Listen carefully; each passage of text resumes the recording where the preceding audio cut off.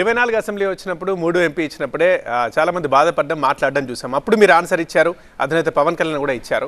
But తీరా ఇవాళ BJP సీన్లోకి వచ్చిన తర్వాత ఈక్వేషన్స్ మారుతాయి అనుకున్నా కానీ సీట్లు తగ్గాయి. సో నిజంగానే బాధపడే నేను మీ అభిమానుల తరఫున జనసేన వారి తరఫున అడుగుతున్నాను, మీరు ఎలా రియాక్ట్ అవుతున్నారు దీని గురించి? సార్ ఒకటండి, అధినేత వ్యూహం మాకందరికీ నాయకుడు పవన్ కళ్యాణ్ గారు.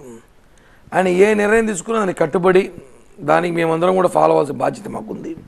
కానీ కొంచెం బాధ అయితే వేసింది. అంటే మాకున్న చరిష్మా కానివ్వండి, మాకున్న ప్రజా ఆదరణ, మాకున్న యూత్ కేరింగ్, మాకున్న బలం, ఒక కుల బలం, మాకున్న దానికి అసలు ఊహించుకుంది ఒకటి, జరుగుతుంది ఒకటి. అంటే పరిణామాలు ఏమంటే ఎక్కడ నెగ్గాలో కాదు, ఎక్కడ తగ్గాల్సిన వ్యక్తి పవన్ కళ్యాణ్ గారు.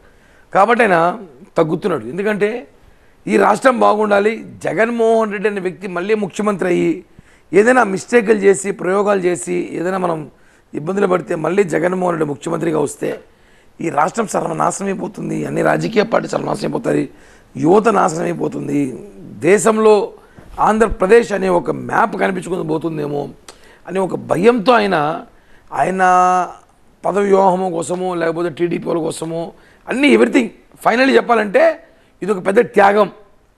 ఈ త్యాగానికి యాక్చువల్లీ పవన్ కళ్యాణ్ గారు ఎందుకు త్యాగం చేస్తారో అర్థం కావట్లేదు మాకందరికి కూడా.